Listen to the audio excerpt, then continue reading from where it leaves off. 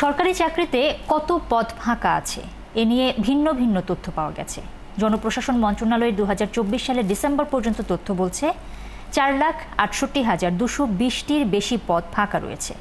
আর ৩ জুলাই একাত্তর টেলিভিশনকে জনপ্রশাসন সচিব ডক্টর মোখলেসুর রহমান জানিয়েছেন, এখন সরকারি চাকরিতে ৭১,০০০-এর মতো পদ ফাঁকা আছে। সরকারি কাজের মান এবং গতি বাড়াতে দ্রুত নিয়োগ দেওয়ার পরামর্শ জনপ্রশাসন বিশ্লেষকের। শারমিনের রিপোর্টে বিস্তারিত। বিশ্ববিদ্যালয় পর্যায়ের এই শিক্ষার্থীরা সরকারি চাকরির জন্য প্রস্তুতি নিচ্ছেন। কেউ কেউ এর মধ্যে কয়েকটি পরীক্ষায় বসেছেন।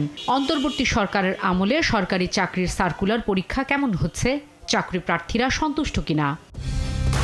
কালার এক্সপার্ট, জর্জ স্যাপ এবং মাইল্ড অন হ্যান্ডস টেকনোলজি সমৃদ্ধ অরিক্স ক্রিস্টাল ওয়াশ আপনার লন্ড্রি এক্সপার্ট। তা জানার জন্য কথা বলি তাদের সাথে। প্রথম অবস্থায় একটু সার্কুলার কম আসতো, ইদানিং মোটামুটি পরীক্ষা হচ্ছে ৪-৫টা গত ১-১.৫ মাসে হলো। নিয়োগ পরীক্ষা আমাদের রিসেন্টলি আবার নতুন করে শুরু হয়েছে, যেগুলা আমাদের এগুলাতে বর্তমানে জট নেই। কোশ্চেন অনেক হার্ড হয়েছে বা আগের থেকে তারা কোশ্চেন ইয়ার পেয়েছে, এরকম অনেক ধরনের কথা। যদিও আমি দিয়েছি, আমার পরীক্ষা তো ভালো হয়নি। গেল বছরের নভেম্বরে সংবাদ সম্মেলন করে জনপ্রশাসন সচিব জানিয়েছিলেন, সরকারি চাকুরিতে প্রায় ৫ লাখের বেশি পদ খালি আছে। নিয়োগ যে হচ্ছে না তা না, মাস্টার রোলের নিয়োগ হচ্ছে, ঘণ্টাভিত্তিক আমেরিকার মতো হয়েছে, ঘণ্টাভিত্তিক নিয়োগ হচ্ছে। কিন্তু রেভিনিউ নিয়োগের একটা প্রসেস আছে, কমিটি করা আছে, বিজ্ঞাপন দিতে হয়, বিজ্ঞাপনের টাইম আছে, এগুলো অবশ্যই মেনটেন করে করতে হয়। নাহলে এই সার্ভিসগুলো আপনারা দেখেন মামলা মোকদ্দমায় অনেক ডিপার্টমেন্ট লোক নিতে পারে না। ২০২৪ সালের ডিসেম্বর পর্যন্ত সংগৃহীত ডেটা নিয়ে ৩০ জুন জনপ্রশাসন মন্ত্রণালয় একটি প্রতিবেদন প্রকাশ করে, যেখানে বলা হয়েছে ৪,৬৮,২২০টির বেশি পদ ফাঁকা রয়েছে। ৩ জুলাই সরকারি চাকরিতে সার্কুলার ও শূন্য পদ নিয়ে কথা হয় জনপ্রশাসন সচিবের সাথে। গেল কয়েক মাসে নিয়োগ দেওয়ার পরও এখন ফাঁকা আছে ৭১,০০০-এর মতো পদ।